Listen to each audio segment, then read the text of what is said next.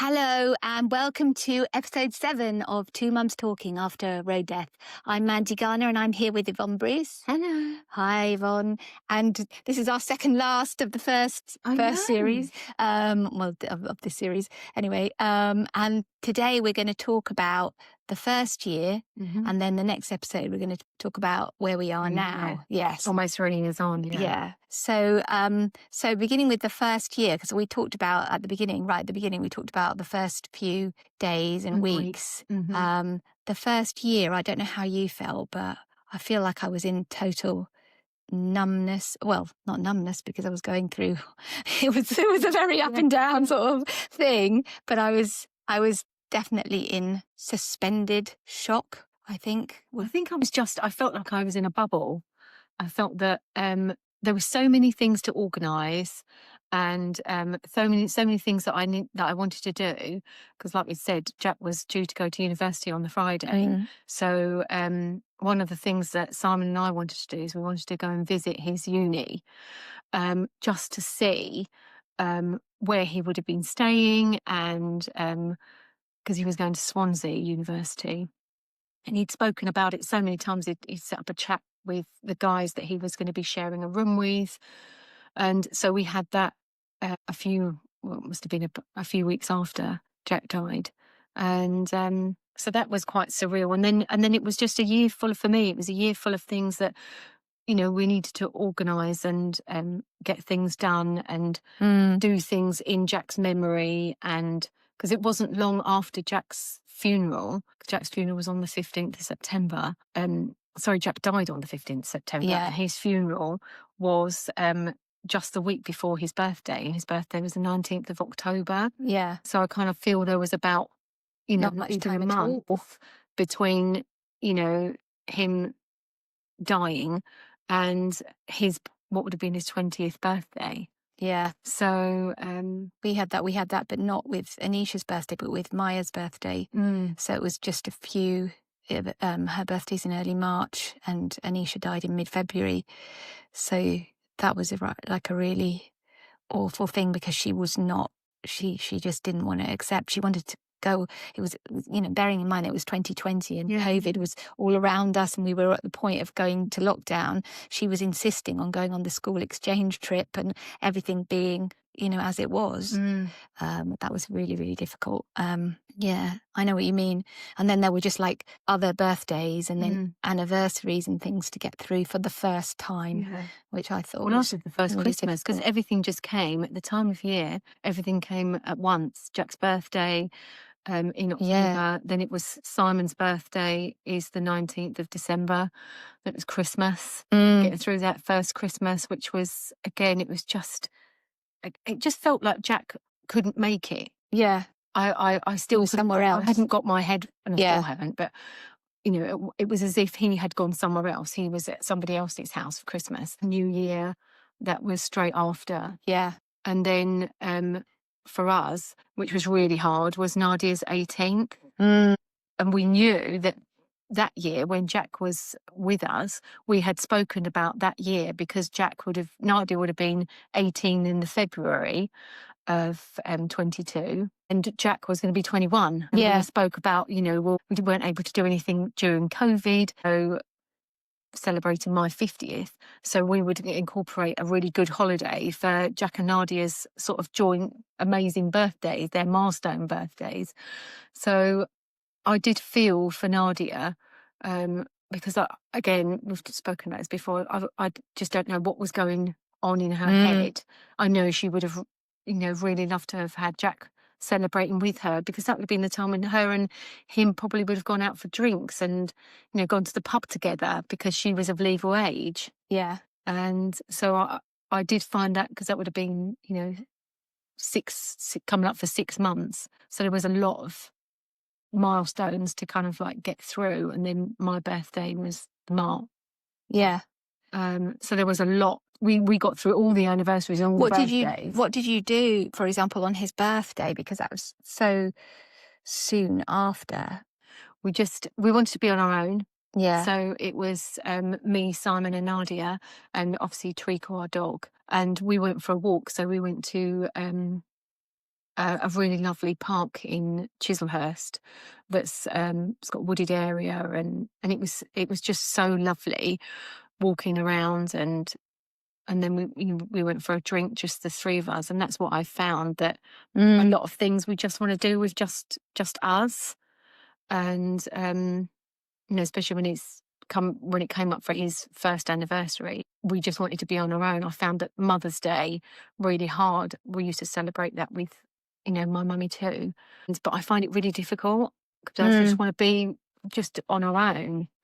It's weird how it changes. definitely. Sometimes you want to be on your own and sometimes you want to be with others. But I think, you just have to pick and choose. What's best for you. Mm. Yeah. Yeah. We had this very strange, because it was the week after the funeral was the lockdown. And in Oh, fact, the actual day that the lockdown happened was the day that me and Gustavo had to go into London to the Old Bailey for this. He was supposed to be pleading guilty, yeah. but then his lawyer didn't turn up. So we went into this completely deserted London. We had to leave the kids at home. I remember being worried about that. And then, yeah, just going there.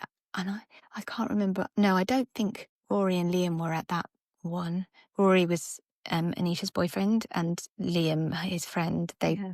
They were both there when she was Mm. killed.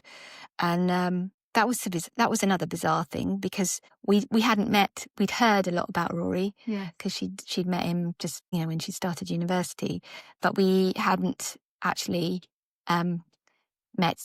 We hadn't actually met him. So I remember ringing him. Somehow I got his phone number, maybe from the police. I don't know. I can't remember how I got his phone number, but I rang him, and it was a bizarre thing because it was so nice to know him. Yeah. But What did then you say? What did you start the conversation? do you know what? I can't remember a lot of what happened that year.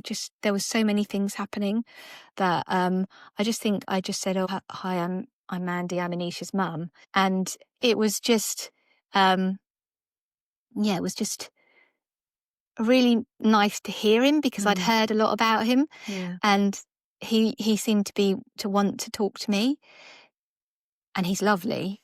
And then we met him in the pub. Not in the pub. Well, there was a pub that was open by the Old Bailey. That was about the only thing that was open round there.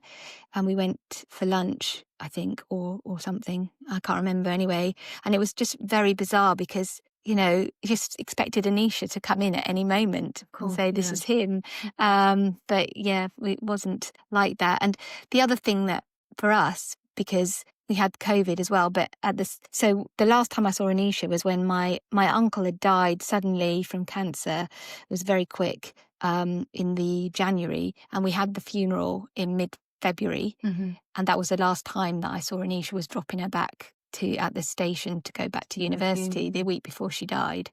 And then 10 days after Anisha died, my dad died, and very suddenly, and um, and then, yeah, it was just so many different things. So we had the court case going on, which was difficult because he didn't come to court. He refused to come to court. We had also, I was dealing with the case with the Daily Mail published the Mm-hmm. CCTV Yeah. footage. And I put a complaint in, and I thought it was like a slam, it was obviously clickbait. It had a sensationalist Yeah. headline and everything. It was always designed to get people to click on it to see her last moments or whatever. And I didn't realise I'd be in like 6 months of toing and froing with the Daily Mail, Yeah, it having didn't go to, away, did it? yeah, Ignored. and then they found in favour of the Daily Mail. It wasn't an intrusion into grief. So that made me extremely upset. But I was already dealing, so there was already the court case as well, and then dealing with COVID and Yeah. the kids grieving and trying to keep them going in some way, shape, or form, and then all these other. So my dad had his funeral was on Zoom, which was very bizarre, looking at yourself in these little boxes on Zoom. And then another friend of ours died in the summer. And she was just our age, and that was just awful. And it just seemed to be it seemed to be one thing after another, that there was going to be no end to it. And so you were completely on a kind of like, what's next the whole time. And I think that's what we all felt. And so I was trying to hold it together for the kids, because it just seemed to be like, and we couldn't see like my mum. So my mum was at home on her own. So I was worried about my mum. So I was ringing her every day to check on her. So that's almost distracting you from just being allowed to grieve Anisha in your own time and with your family, and that must have been so hard. Yeah, it just did seem to be never ending and so surreal as well, because people say when something like that happens, you want the world to stop, and it did. It just did for you, just immediately after. And while it was meant that we didn't see anybody and there was no help in that sense, it was that whole being in a bubble, and in a way that did help us, because being with each other was what we kind of needed more than anything, even if we were all coping in our own ways. But yeah, I do remember the anniversary. Actually, the thing is, I don't remember the difference, because we've got Anisha's birthdays in December, and we always used to do something because it was just before Christmas and we wanted to distinguish it from Christmas. And then it's what I call the tunnel. So December, her birthday, and then we go into to January, my uncle dying in January, to Anisha dying, to the funeral, to my dad dying. It's just like a whole series of anniversaries. And because it was the first time, I can't remember whether what I remember us doing was something that we did for her birthday or whether it was for the anniversary. But I told everybody to play Fleetwood Mac, blast it out at 9:45, which is when she died, to the world and space, because we couldn't really do anything much at the time. And we all got COVID in late November. So just before her birthday, and we'd been planning to go for a walk along with Rory and through just, from where her university accommodation was. And they locked down again, just that. So we couldn't do anything. I don't know if we just played the music. We did. There was one, it may have been her birthday, where we, I think we put some music on and went into her room, and I said, let's just have a group. I don't know, and the kids just did not want to do it. They didn't want to. It was very, very, very awkward. They just didn't want to be there. And I think on the anniversary of her death, I went to the forest. I'm blurring all the time things, and nobody wanted to come, and I got very angry, and I went to the forest where we'd had the funeral, and they were watching snakes on. I remember them. They were watching snakes on a plane. They just wanted to tune out a bit more. So I remember that being very, very difficult.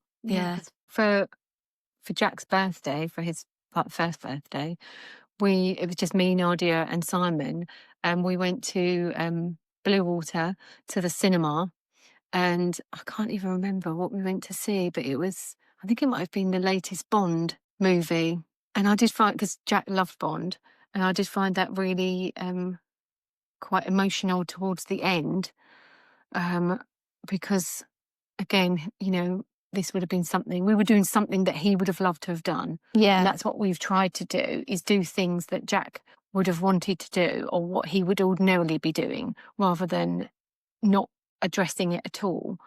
But that was really, really hard. And then what we did is we met up with, we had some dinner with my mummy too. I had dinner with her afterwards. And then we met up with just me, Simon and Jack, and me, Simon and Nadia, met up with some of Jack's friends in a pub in Lakeside, which was so lovely, because, we had a relationship with them anyway, because during COVID, they were the ones that came to our house and isolated in our garden with Jack. And it was really lovely hearing stories about Jack. So that made it kind of like brought him alive. It brought his memory alive. I found it the most comforting, or the best thing. I've actually talking to my friends, not so much, Mm. but talking to her friends, Yeah. really, I mean, There's I like an felt like instant I needed connection. to look out for them Yeah.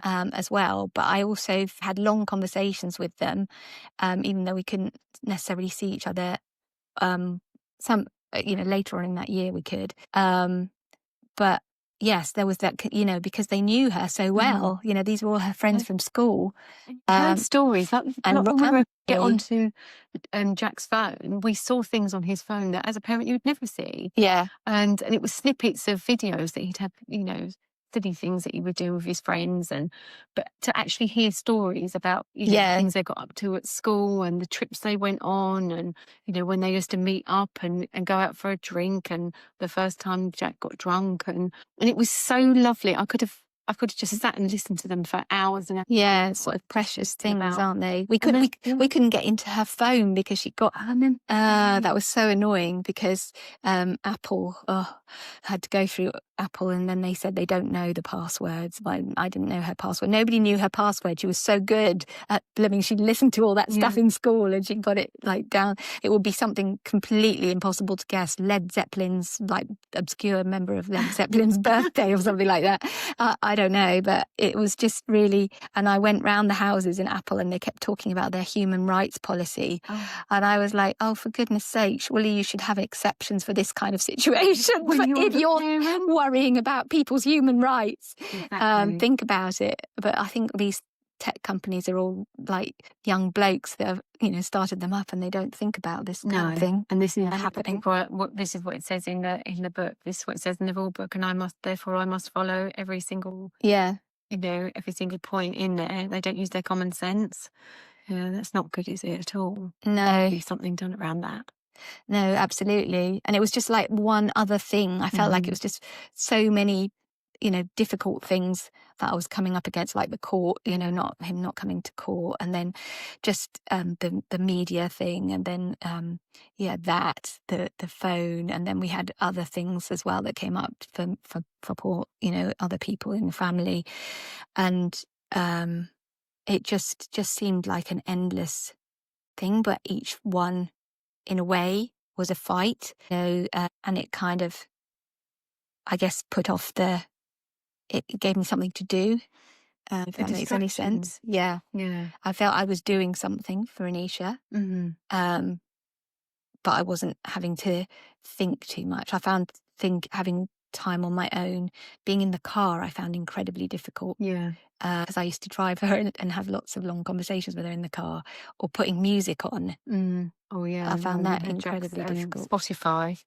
and we managed to get that onto our own Spotifys. So a couple of times we would listen to some of his songs. And again, it is as if you could you could feel him in the background Yeah. because you're playing his music. But then all of a sudden I just thought, right, now I've had enough now. And that was the whole of the first year as well, I think, that it was just, you think you need to do things, and then when you do them, you find them difficult. And it's, I suppose, learning the process as your journey is going on, to not feel guilty about switching off the music or not going into his room Yeah. and things like that. Going into So, her room, I remember for a long time, because we went to the university and got all her stuff, and we met all her university people in her flat, and then it's so hard. that was awful. And then we brought all of her stuff back home, and we just left it in her room in the suitcase and what have you Yeah. for a long time. And then eventually I bought a little wicker things from a charity shop, which she would have loved. I know she would have loved it. And I thought, I'm not giving away any of her clothes, because her clothes were such a big deal for Yeah. her. And so, yeah, I just put them in these shelves, and I tidied it up, but it did take a awfully long time. And also the other thing was, Gael, he slept with us, or on our floor next to us, for the whole year, that whole first year. And I don't know if that was the wrong thing. I mean, But is there, what there is what a is right there's thing? no There's right not. or wrong No, thing, there is, and they and say that all the anybody time. You they hear that a lot. There is no right or wrong. yeah, but sometimes you get that feeling that Yeah. it's like this prolonged grief or this whatever. That's There's a that's the judgment on outside, it, yeah, isn't that's there? the outsiders I that just don't get it. So We just did it, whatever, it was hard to sleep. It was hard. Everybody was terrified, of what was going to happen next. we were like that because we've got and we did have Jack actually at the time on Find My Phone, but it was every time Nadia went out or she went back when she went back to work, it was checking where she was. I know she was checking Yeah, where I was, where Simon was, and we'd be calling and it didn't feel unnatural to be doing that. It didn't feel scary. It just felt the right thing to do, just to check in on all of us, just make sure where everyone was. If you're coming home at a certain time, we were there to kind of meet and pick up or. Yeah, because it's so. I remember Gael just pulling me. He didn't like me walking along the pavement. Even he was like pulling me to the side, and I think others. I think Maya definitely found it really difficult being in a car or going in any in a way. The COVID lockdown thing meant she didn't have to really go so much in a car, but then by the September I think they went back to school and then they had exams and or assessments and stuff, and she found that really difficult and was having like panic attacks and stuff, and the school were good, I think. They did check, and they did. She had sort of talks and chats with the deputy head and stuff like that. They did check in on her, and Layla can't remember, she switched school at some point. I can't remember. I think it was the year after. After she'd done her GCSEs, but they had all these exams coming up, and so they had to keep going somehow or another. It seemed, and I kind of feel they grew up really quickly. Yeah, I don't know how you felt, but I just felt that one of the things that I have thought about is, although Nadia doesn't really talk about her feelings, and she's often, she doesn't like to speak about Jack as that he had died. Yeah. She hates that word. And but I kind of feel that she was keeping her feelings closed in to herself because she was worried about us. And even though we kept saying to her, look, whatever you're feeling, you're not gonna make it worse. Exactly. And I just felt, when I look back now, I think, oh gosh, she grew up so quickly. Yeah. It was almost overnight. She was like a different person. She was almost looking out for us all the time. Mum, are you okay? Dad, are you okay? And I just thought, oh my gosh, she's too young for this responsibility. And not that we put anything of this on her. So that's why I'm pleased that we all check in on each other. So it's not just all on her. Yeah. Yeah. No, I definitely felt that, they were dealing with it. And I know they were worried about our safety. They were worried about all those, and then they were completely cut off from their friends as well. They didn't have any. None of us had anybody else really, and even though some people did ring, a lot of people didn't even ring because they were all absorbed in this new world of COVID and trying to deal with their own things. So it was very. It was only like having the grief encounter that I had every week, a phone call, that really helped me, and just like trying to focus on the normality stuff, the work and stuff like that, and a routine, getting a routine to just get me up and try and keep everybody going. When your routine is disturbed anyway because of COVID. Yeah, exactly. It wasn't a normal routine. But you had to just, do whatever it was that, like, that's where I got into the routine, like write my diary every night to Anisha, read a book that's on, I started reading books of other people who'd gone through, other parents who'd gone through similar things. And you were the one I felt that got me into reading. You were writing in your journal to Anisha. Yeah. I was writing on Jack's much loved page, and that got me to, to kind of write down my feelings, but I was writing them to Jack. Yes. And him how I was feeling and what I was doing that day, and if I was having a bad day, and it helped speaking to you, and you gave me quite a few pointers. Oh, yeah.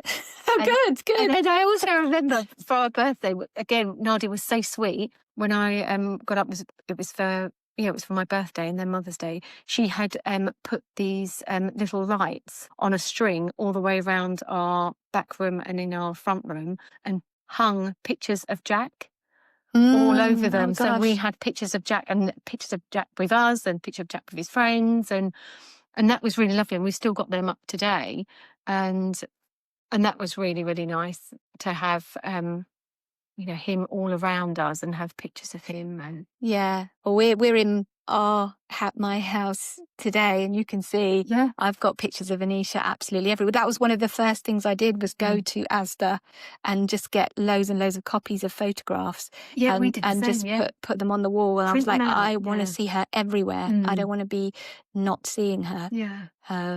Yeah. And that's the thing, like the diary is just like, I would have told her, I would have been telling her what I was doing anyway. So I'm just going to keep doing that, and that feels right. It does, and it feels, when you're actually doing it, when you're writing, when I'm writing to Shaq, it is like I am sending him a message. Yeah. Like if it's Wherever you are, you know, my love will go to you wherever you are. We'll still be talking to you, and we'll still be thinking about you every minute of every day. Yeah. But yeah, it's so that, I suppose that's just the thing. The first year is just went like a whirlwind, I think. Yeah, I think it is. Organisation and things you had to do and things we wanted to put in place, the first anniversaries, which again, people say, once you've got you just need to get that first anniversary out the way, your first birthday out the way. But it's awful because you feel responsibility. I felt a big responsibility to do something, you know, worthy of her. and yet I just didn't have any, like, I was like, why has it got to be me? Because I just don't have the energy to do all of this. But you're doing the same, well, you were doing it first for Anisha's, the anniversary. You get together and everybody gets together for her. Yeah, but we didn't do that the first year because obviously it was COVID and we were all ill, and it was like, oh God, another thing. I suppose we're not thinking about that at the time because we're still in complete shock. Yeah. And disbelief, and the birthdays just come and you just do whatever feels right at the time. Yeah. But then I suppose get through that day, basically. Just get through it. That was, as the year goes on and it's coming up for the next birthday. Yeah. That's when, or it was for us, we knew that we wanted to have just Jack's birthday, just the three of us for now. But for his anniversary, and I can't remember, I think I might have spoken to you about what you were doing, because I remember you had Anisha's first anniversary first. Yes, there wasn't very much that we could do, I think, when it was the first anniversary. It was, I can't even remember if it was the 2021 or 2022, but we had all her friends over in the garden, and we put photographs of her everywhere, and then we did her favourite food, and that was really nice to have them here. And then ever since, we've done something for her birthday. So that was in September. Can't remember which year even. And then we've done for the last 2 or 3 years. Maybe it's just 2. It might have been 3. The time is going. I just don't know what, everything is blending into one. We do a sort of get together. We hire a hall that's near, like, it's easy for people to get to, because where we live it's not easy to get to. And we've joined you there. Yeah. So lovely. Yeah. And again, seeing Anisha's friends. Yeah. They're a great group. Yeah. You need them there because you want them to still be missing her, and which they will, even if they don't come necessarily, I guess they'll still always, that'll be something that will stay with them always. But that was the thing that we were talking about before, like what happens when they don't come, and is that, or if anybody comes. Yes, yeah, because it's like, well, you know, I'm going to put all of this, I'm going to organise it, and I'm going to feel absolutely crushed if they don't turn up. Yeah. And at some stage they are not going to turn up, because I'm at that point now. because I usually organise it in like September, book the hall in September, and thinking, is it worth doing it? But we always, like I always told you, I said, well, just keep doing it and we'll be there. Yes. And I'll be Because the there for your one. We want to always celebrate, because we decided early on that for the anniversary, so for the first year, obviously we just celebrated Jack's birthday on our own. And then for the first anniversary, because obviously we had a year to, you know, to think about it, we then decided that Nadia and Simon would go away for those few days, so the day before, the day of, and the day after, and just be the three of us. So, you know, we've gone to, and we thought, well, we'll go to different places because we've got photographs, little passport photographs of Jack, and wherever we go, whether it's in this country or abroad, we find a wall, or whether it's on a church or whether it's on a bridge, and we post these little pictures of Jack in cracks. Yeah, and we take beautiful. a photo of it. And so that's kind of, you know, what we thought would be our yearly thing for the anniversary of when Jack died. And then for his birthday, like you have for Anisha, is just do it every year and put it out to everybody, friends, family, Jack's friends. Yeah. And then we know that people will come and go. Yeah, some people can't make it one year. Or the hope is that people will still, if they couldn't come one year, they would come the next year. But I still want to be able to do that. Yeah. All the time for Jack's birthday, because I think that's really important. It's a celebration. Yeah. Of his life. It's just like we've spoken before, is how do you do it? And should we do it differently every year, or should we do something but the there's same? it's just about the people, isn't it? It's about the people coming together to remember, and you know, and to talk to each other, and it's just a really nice place to have that just before Christmas to meet up, and I hope it becomes a sort of thing. And like you with the photographs in the cracks, I can't even remember what year it was again. My memory is so bad, but I just woke up one day and I decided to make a website. And I don't know if this is the right thing, because it's probably going to go, you know, websites, they don't necessarily last, all these technology things. I feel like it's better to have the actual photographs than to have it up in the cloud or whatever. But set up a website called Everywhere Anisha, and then everywhere we go, we take a photograph of where we've been, and then we write her name. So we write her name in the sand or in stones or in twigs, or the last times because I have a locket that I wear with her photograph in it, and I just sort of open that and then I hang it around a tree or wherever that she's there in that place, because she so loved to travel, and she wanted to see the world and everything. So we just take her with us. Yeah. And that's so lovely, isn't it? Yeah, it's just trying to find those things, those ways of anything that helps. And it doesn't matter how ridiculous you think it might be, because it isn't ridiculous to you. No. And then when you talk to other people that have gone through something similar, you realise that they're doing something a little bit different, but on the same kind of lines, along the same wavelength. And it is hard, because you just want to do the right thing. Yeah. Anyway, I think we've gone past the first year. Never mind. It all merges into one big thing. But the first year is very like that, I think. Just not sure what's going on. Like a bubble, where like a bond going you're on. just on a roller coaster. Yeah. And there's things that are in your way that you have to organise, and you know, the days roll into weeks, to roll into months, and before you know it, you're up for their first. Because it's like, you know, this time last week she was still alive. This time last month she was still alive. You know, whatever all of that goes through. But anyway, we'll the next episode we'll talk about you know, where we're at now. Yes, because you're 3 years past. Yes, and I'm coming up for 3 years. Yeah, which just again seems so surreal. Anyway. Thank you very much for listening, and tune in for that next episode. Bye. Bye.